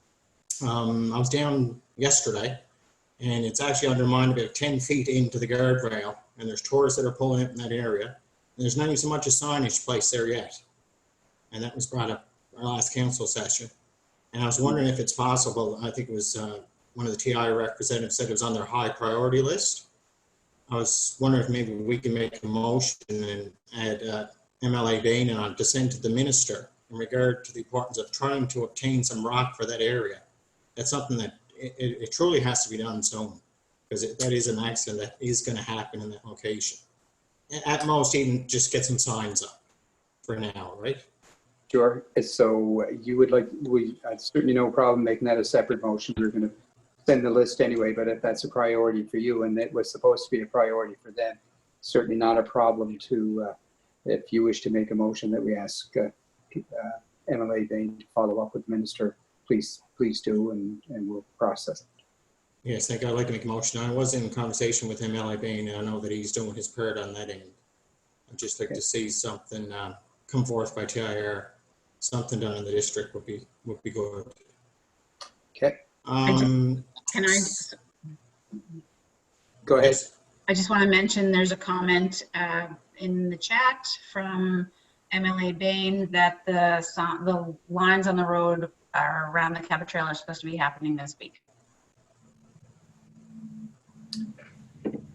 Thank you. I can't tell you. I just saw the paint trucks go by my house 10 minutes ago. They're here. I can verify that they're at least in the county. So, all right. So I just want to get back to the. Thank you, Leon. I just want to get back. So that's a separate motion for that specific location, and that location is which one, Norman? Just so that we're clear on that, Councillor. Just up adjacent to 750 Dingwall Road. Perfect. Okay. So, and did we have a seconder for that, please? Second. Second by the Deputy Warden. All in favor? Aye. Contrary minded? Motion is carried. So we will send that as a separate motion, separate letter, separate request. Thank you, sir. Anything else? Yes, and again, just to add to the letter for TIR with regard to the Gaelic signage and the work startup for the RIM project for Fraser Road, there's been absolutely no work at all started within the district for TIR. Nothing, and here we are in the middle of August. So just like to get an update on when's it gonna start. And another thing I have, there's a manhole that's unopened just in front of the North Highlands Cultural Center here in Cape North. And I had a call from a gentleman last week who's a motorcyclist. He almost hit this manhole. It's up quite a bit out of the ground. And I'm pretty sure it's responsibility of TIR, but if that's something they could look at, it's just up from the highway garage here in Cape North. And it's probably been that way for a few months. So maybe we could just have them have a look at that. It would be good before something else would happen there. Okay, put that on the list. And another thing I just want to re-bring it up again is in regard to the shoulder washouts from Barrow Valley right down into St. Margaret's Village. That's been that way since April, and there's been no work started on that. There's no shoulder to walk on, so pedestrians are walking on the main highway. So if I could have that added to the letter as well. And I was wondering too, in regard to the children's slow signs, I know that I submitted my civic numbers to Heather, and they were forwarded off. Is there a timeline that we'll get them signs, or will they be like, if we're still waiting for the Gaelic signage, so we've seen where that's going. Okay. It's just something, like, you know what I mean? It's just. Yeah. So we ordered the signs. Just got them there. Received the signs. Oh, great. You're fast. So it will be, we have the permit from TIR. So if we can get whatever addresses that they're requested at, I believe that it is our staff that will be looking after putting them in our contract or something like that. So please get the addresses to Heather and we can get those put up in the areas. Great. Thank you, CAO. I appreciate that very kindly. That would be it for District 8 and TIR this evening. Thank you very much. No Gaelic signs in at your access there as well by chance? No. Okay. Sorry. Just checking. Sorry, don't have those. Carla? Yeah, about the children's sign, I sent some email to Heather. Can you put a deadline for our counselors to put it on, just to move on, because we have a long time talking about this? So maybe a timeline for address. We'll need the addresses by Thursday, let's say. Okay. Please. Okay. And another thing I forget, after the conversation with the minister, I asked about the Victoria Transit, if you have free passes for the ferries. So he addressed it. He said, we just sent a letter to asking for that. So we can send a letter for, I'll make a motion for send a letter asking for free passes for the two buses for transit, please. Good point. So we have a seconder for that. The minister did say that he would take a serious look at that one. Conversation. We have a seconder for that, please. Second that. Seconded by Councillor McGinnis. All in favor? Thank you. Aye. Contrary minded? Motion's carried. Thank you, Councillor McLeod, for bringing that up. Just a question. Can we go back to the signs for a minute, the children playing? Were there extras ordered, Leanne? Or you just the numbers you got from? No, there was extras ordered. So if you had some requests, send them in to Heather. Yep. We knew this would happen. Yeah. Just to make sure in the permit, they adding the civic address and how many children, and to just make sure that all the information is good and no back end stuff. Okay, we good? Thank you. Thank you for that. We're going to do district concerns. Councillor McDonald, district number 8. Any district concerns this evening? You always know, Warden, I have district concerns. So let's get at them. First, I'd like to please have a streetlight placement at Civic number 3223 Bay St. Lawrence Road. There's a turn in that area just adjacent from the Bay St. Lawrence Community Center. It's 3223 Bay St. Lawrence Road. If I could have a civic light placement there, please. And I will forward that on to. Yes, I'll forward that on to Heather. I'd like to make a motion to have that, please. Civic 3223 Bay St. Lawrence Road, a street light placed. Motion, please. Yeah. Do we have a seconder for that? I second that. Seconded by Councilor McGill. Sorry, Norman. I just wanted to let you remind you that a street light requires a motion. So anyway. Yes, sir. Thank you. Next. I was wondering if I was in touch with North Highland and Nordic. They were looking for a letter of support, I guess, from Victoria County Council in regard to their future end of hours with their Groomer Building and Trails project for their applying for various funding throughout different organizations, and they'd like a letter of support from Municipal Council. So I'd also like to make a motion if we could have a letter of support from Victoria County Council to North Highland Nordic in regard to future end of hours with their Groomer Building and Trail system that they're planning on putting up in place in District 8. So that is a motion by Councillor McDonald. Does anybody wish to second that motion, please? Second. Second by the Deputy Warden. All in favor? Aye. Aye. Contrary minded? Motion's carried. We'll get your letter, sir. Thank you, appreciate that. Lastly, I've had quite a few calls with regard to Cabot Volunteer Fire Department. Their main truck, their mini pumper, is no longer in service. The unit was 26 years old, and they're in the process of doing some fundraising, which is very limited due to COVID. They planned a couple of different ideas with regard to fundraising, but again, COVID has taken that. They've started a online GoFundMe account, and that's the last I checked has reached about $2,000. But there's two gentlemen in the district, business persons that would like to make a substantial donation towards Cabot Fire. But they were looking for if there was any type of, if the Victoria County could issue a charitable receipt. I was in contact with the chief of Cabot Fire, and they do not have a charitable number, nor did they ever have one that they gave out donations. Is that something that we may be able to do? They're quite two large, substantial donations that would greatly aid in their fundraising efforts for that unit. I'll refer that question to CAO if she has any thoughts on that. I believe that to follow CRA's requirements, a donation slip that we would give out cannot be earmarked directly to any project.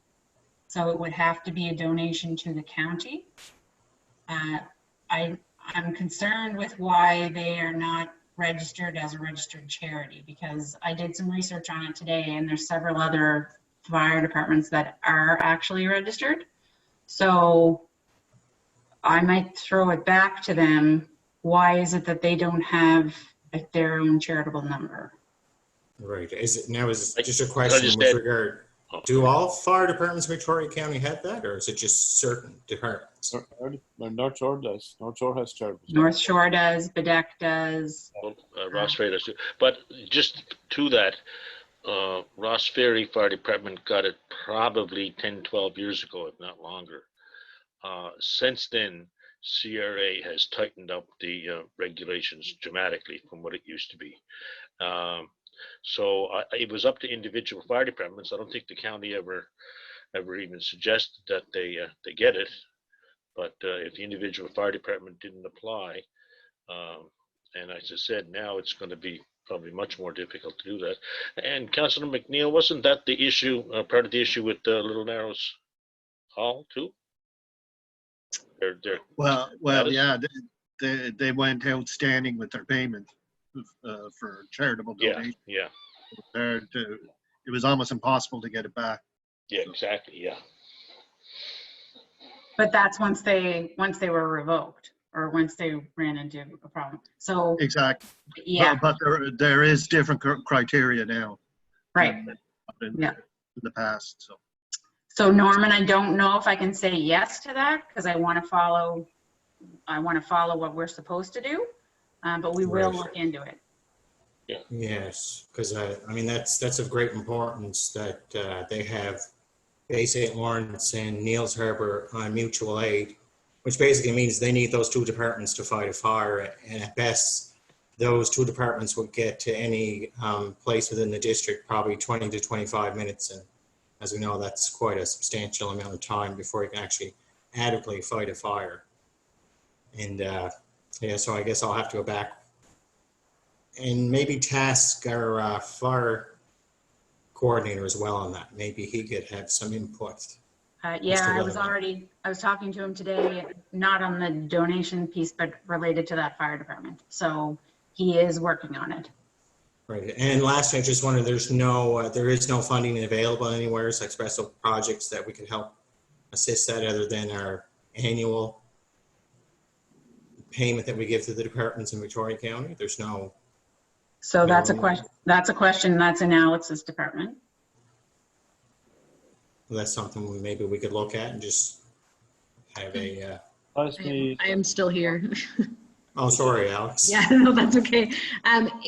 We did talk during the budget about the equipment fund, and we had $40,000 for fire departments to apply for equipment fund. Lyle and I have talked a little bit about how we would use that, or not how we would use it, how we would offer it, but we haven't hammered out the final details, but what it's looking like, it would be an application. It's very similar to the grant process, right, where people would put in asks and we would assess all of the applications at once. So it's only $40,000, and I don't think the thought was that it would go specifically to one project. It would be more applied and divvied out amongst the departments in the county. Right. And just to my understanding, that 40,000, is that for all departments in the county, 13? It is, yeah. Okay. So, Question, Morton? Oh, sorry. no, go ahead, sir. I just want Go to, ahead. Alec, is that fund administered by the Chiefs Association? Meryl, do you remember if that's how it used to work? This is a new fund we created as part We of the had an budgeting emergency fund process. for years. It used to be, exactly. Yeah. There was an emergency fund, yeah. That the Fire Chiefs Association could access at Yeah. one point. That's what I thought. Okay, so where are we going with this one? I guess one, we go back to the department to find out about their charitable status and perhaps the potential of then applying. And secondly, if there is additional funding, I'm thinking we have to kind of perhaps ask staff to take a look at that and see if there is. Well, and- I Sorry, think go ahead. that I think we tasked the fire services coordinator related to it. Okay, Yeah, this is fire services. we did hire. him Contact as- Lyle, basically. That's Lyle should be involved. And Lyle is working on it right now. Yeah, that's great. That's So it, we sir, good with for, yep, Yeah, go from so there. it's in the Thank you. right cube, so to speak. So we're on it. Great. Thank you, Councillor. Thank you. McDonald, we're going to drop down to District Number 6, Deputy Warden Duffy, please. Yes, thank you, Warden. Just a couple of things. Maybe Councillor McNeil or Leanne can answer this one. I know a while back, Councillor McNeil was looking for some, either dogs had to be on leash, or I'm not sure exactly what it's referring to, dogs on the beaches down the Iona area. Do we actually have signs for that within the county? Maybe Paul or Leanne could answer that. Actually, we did have signs. I might have one extra here, so I could get it to you. No, that'd be greatly appreciated, Paul, if you could do that. And one would probably be what I'm looking for right now. So yeah, if you could let me know if you do have it or not, that'd be great. Okay. Number 2, I'd like to make a motion that we send a letter. Every department in the province, I guess, I think we've gone to everybody. It's in regards to the beach barrier again here in Ingonish Beach. I had some talks with some of the staff at our MP's office, and their take on it that it is the same as us. It's a provincial issue. The land is owned by the provincial government. It should be their responsibility to repair that break in our barrier. It's totally broken through now, and we're noticing some severe changes in our coastline and also within the harbor itself. The Cabot Trail has a section that I've brought up a number of times to TIR about the undermining of the road just up from the marina here in Ingonish Beach, and that's only getting worse. Now the pavement's actually starting to crack away. So one of these days a truck or a car is actually going to fall into that hole and go in, but no action's been taken on that. But I guess my motion is to get a letter on the barrier again, that the province take action to protect Ingonish Harbor. We're also seeing damage to the coastline, notably Ingonish Beach within the national park was closed for a substantial period this summer because of lack of sand, and a lot of the locals feel that is because of the changes in the currents and whatnot because of the breach in the barrier. So there's a lot of very extreme things happening here within Ingonish, and I think it's time again to put it up to the province to see if they can take some action on it. I guess it would go to TIR and Lands and Forests and Environment would be the 3 main ones, but also the Premier's office once again. I know we've sent numerous letters, but it's time to put it back on their plate again and ask for action on it. So I make that a motion. Thank you, sir. Would it be more beneficial to send it to the Premier with a copy to the 2 or 3 ministers that are responsible as well? Definitely no. I agree with that, Bruce. That would be great if we could do that. Yeah, yeah. Then nowhere else. Do we have a seconder for that, please? Second that. Second by Councillor McGinnis, all in favor. Aye. Aye. Contrary minded, motion is carried. Thank you. Anything else there, sir? And yeah, one final item there. I'm just wondering, Develop Nova Scotia said they would have an answer for us, or once the proposals are up for broadband in the county, that we would hear by the end of July, 1st of August. So we're now the 10th day of August. I'm just wondering if possible for Leanne to follow up with Develop Nova Scotia, ask them where it stands, and when we can expect an announcement, especially in Victoria County, for those broadband projects. And that's it. Good, thank you. And we will ask CAO to follow up with Develop Nova Scotia. Thank you. District number 5. Thank you. Just a question, Larry. Bell is doing installations in Ganesh at the present time, right? No, they are not. In Dingwall, they're supposed to, but I Oh, think they're about a Dingwall, I'm year. sorry. Yeah, in Dingwall, but I don't know how far they're getting. I know they're doing some of the backbone infrastructure, but I'm not sure how far they're in that. I think it's about a year away before we're going to see anything. Really? Yeah. So I'm kind of hoping that it's Seaside. I feel we may get a little quicker response from Seaside, but again, it'd be nice to at least know that someone's been given that contract. Yeah. Well, they cleared the brush here in Bulladree, and I haven't seen much action since. I just have one thing, and Heather, I sent this to you just before the meeting. I just got the call. A resident at 1937 Old Route 5 in Big Bedore is requesting that the street light in front of her place be changed over to an LED light. So I'd make that a motion that we ask Nova Scotia Power to complete that job. We have a seconder for that, please. Second. Second by the Deputy Warden. All in favor? Aye. Contrary minded? Motion's carried. Thank you, Councillor. Anything else, sir? Thank you from District 5. We're going to Councillor McGuinness in District 4. Yeah.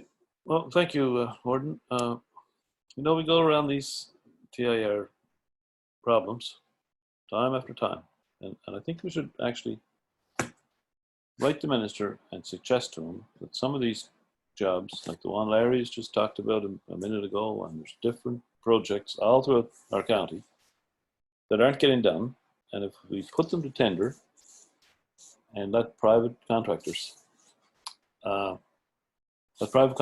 after them, I think would get some results. I would suggest that we put that idea in the minister's head, see if it would work, because it's obvious. And like I said earlier, I mean, I haven't seen TIR, with the exception of today, and they fixed a bump on the road here about 2 months ago. And that's all I've seen them all summer. I don't know what they're doing. They're not doing anything in this district anyway. So I just think I would make a motion that we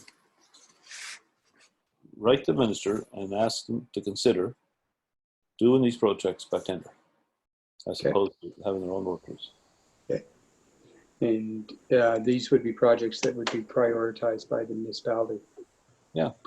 Address what the Deputy Warden is speaking to. I mean, some of these are serious issues. And the Deputy Warden's right. And yeah, exactly. Falls through that road like there's serious issues there. Sorry, no, yeah. Go ahead. No. Mayor. No. So I make that a motion. Do we need a seconder? Thank you. Do we have a seconder for that, please? I'll gladly second that, Warden. Thank you, Councillor McDonald. All in favor? Aye. Motion's carried. Thank you, Councillor. And the other issue is Premier McNeil is thrown in the towel, and I think it might be appropriate that we as the municipality should send him a letter of congratulations and wish him the best in his future endeavors, whatever they may be. Mm-hmm. I think it would be appropriate that we do that. I'd Yeah. like that motion. That's a nice motion. Do we have a seconder for that, please? I second that. Seconded by Councillor McNeil. All in favor? Aye. Aye. Find it? Yeah, he's dedicated 17 years to public service, so he deserves a thank you for sure. Absolutely. The only other concern I have is I imagine it's a concern for everyone in the district. I know it's especially severe here with our fire. We talked about the fire departments earlier, and our main source of water are brooks in our district, and a lot of our brooks you can walk across them in your sock feet and not get wet in today's environment. And it's a concern. I mean, I think back to the days of the Recco fire when there was all kinds of water in brooks in them days, but it's a different world today. It's a concern. People are on pins and needles in their community, and let's hope that nothing happens. Absolutely. Good point. That's it for me. Thank you. Thank you, sir. Councillor McLeod, District 2, please. Okay. was in Bennett Academy, the principal, Barbara McDonald, is retiring. So I would like to send a letter to congratulate her and tell her thank you for all the support for the kids, and especially with me, we work together in a lot of projects. So I would like to, if the council can send a letter for congratulations. And there is a new principal. The same, if we can welcome Ron Mueller will be the new principal. So it will be 2 separate letters, one for congratulations, Barb, and another to welcome the principal. If we can do that as a council. Okay, we have I a will make a motion, motion. and we'll put those 2 letters, 2 pieces of correspondence in one motion. So do we have a seconder for that, please? I second that. Councilor McNeil is seconded. All in favor? Aye. Aye. Contrary minded, the motion is carried. And another, oh, thank you. Go Thanks. ahead. Right now the tourism, they come in from stay vacation, people around the island and our beaches, rivers. So I just, because we are in Facebook and Wild, just remind them to take their own garbage home and just keep clean our rivers and our beaches. And I don't know if as a county, I don't know if we couldn't just put that kind of signs around, or is DNR that could, it's just a reminder, just, just a little message. Don't take your garbage, or I don't know. Maybe if Jocelyn can, I don't know, think about something. I would like to, if we can do something about that for the next summer. And just for update, the School for Women will be in August 22nd. It's going to be in Member 2. So for any woman is looking for run for these elections, if they can contact me, and I can give you the information to registration. So we still this week, because this will be in the August 22nd. It's a Saturday, so it's full day. So just put it there, and that's it. Thank you. Thank you. And we should acknowledge that Councillor McLeod was selected as a candidate for by the NSFM, or was it FCM? FCM. Sorry? FCM. And that was for Green Project? Yeah, it's climate leadership. It's a climate leadership course. So it's going to be every Wednesday. And by next year, if everything goes in I will have to go to Ottawa for 2 days. Municipal Affairs will pay.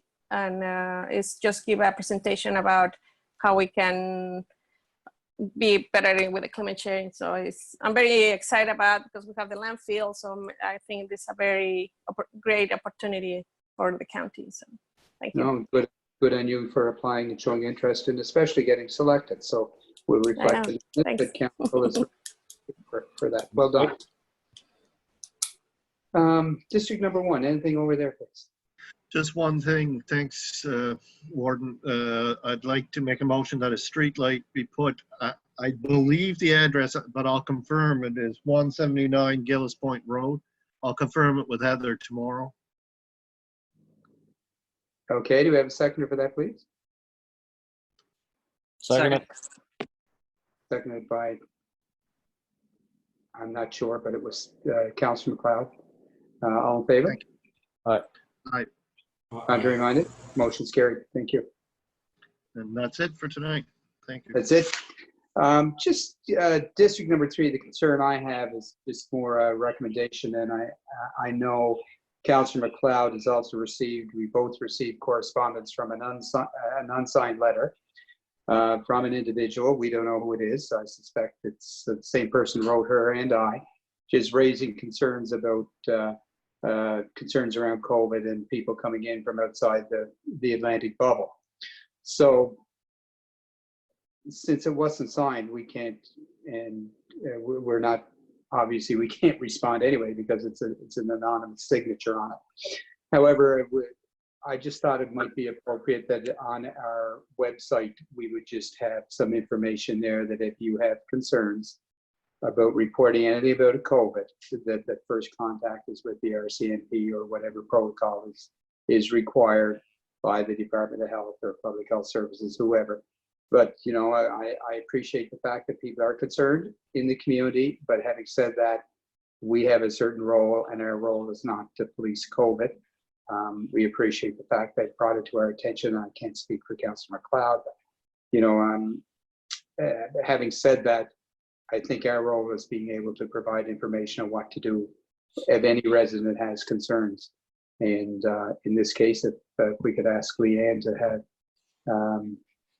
Jocelyn put up a posting just in that regard. Does that sound reasonable to everybody? That's good. Yeah. So rather than make a motion, I'll just ask that staff, Leanne asked staff to prepare something, put it on their website. And I know the deputy warden says he's brought it up a couple times where people have approached him. And yes, we have concerns and we worry about it ourselves, but we don't have an actual role under any kind of legislation. So anyway, that is the only thing that I have to report from district tonight. Yeah, So we'll put more on the website. Yep. Yep, great, thank you. I appreciate that. District concerns, any committee reports tonight? None? Any bylaw or policy reviews tonight, Leanne? Just letting you know that we're moving along with the bylaw modernization standardization project. Our bylaws are being updated, all the bylaws that we have on our website, and we're working with Emily Pond with that. Heather is in charge of that project. So our bylaws, all the bylaws that we have are on there, and we're working on repealing some that are no longer current or valid. And I also had a question to the province on that CDDI, the Commercial Development District Improvement Bylaw. We sent that off to the province to see what their input was going to be. They told us that they were reviewing the policy for anything that's in it. I contacted Grant, who is policy analyst up there.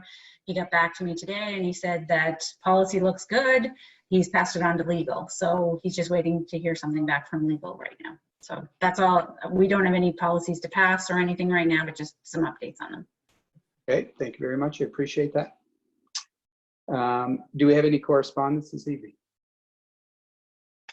I just have one letter that has come in. I believe I've sent out all the, I have two actually. One is from the Bredora Lakes Biosphere Reserve Association.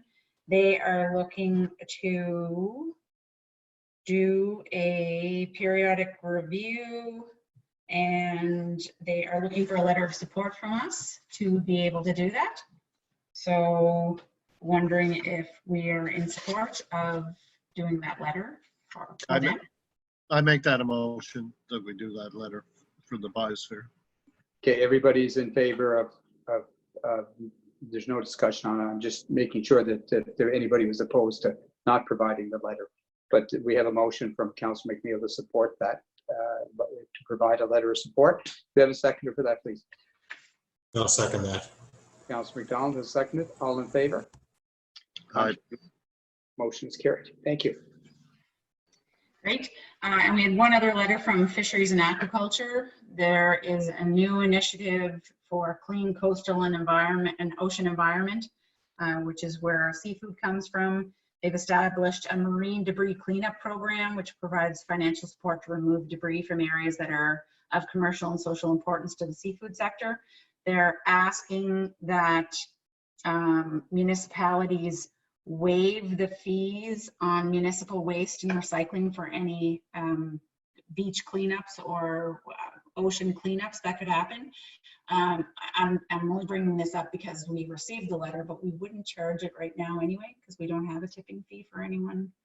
So it's not really it's not really something that we would have to approve that we waive the fees, because we're not charging them currently anyway. Just letting you know that we got this letter.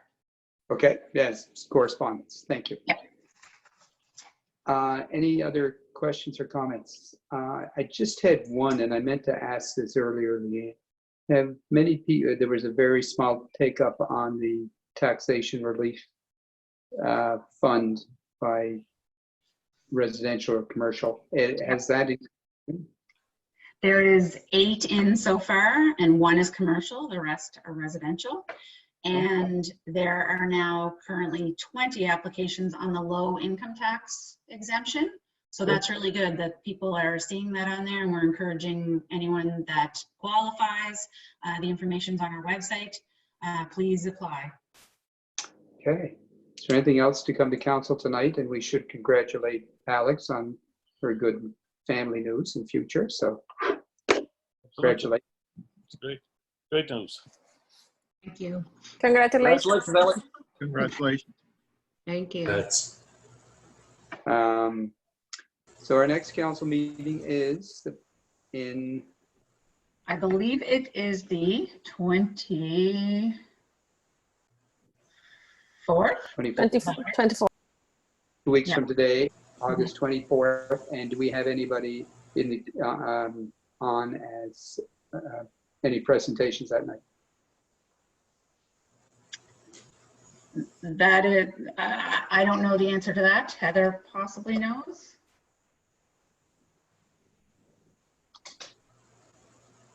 Okay. Yes, there is one presentation. I'm trying to figure out what it was, but there is one booked for August 24th. Good. Okay. No, as long as we have presentations and we continue to face the challenge with the meeting virtually, but tonight went very well. Thank you everybody for their participation. And I don't know if there's anybody, the reporter from CBC is not here. Was there any questions that were to be directed towards any council members tonight? So we're good that way. Yep. All right. Well, the last thing we need is a motion to adjourn, please. Oh. Thank you, Councilor McDonald. Good night, All right. folks. Enjoy the nice Have a weather. good night, guys.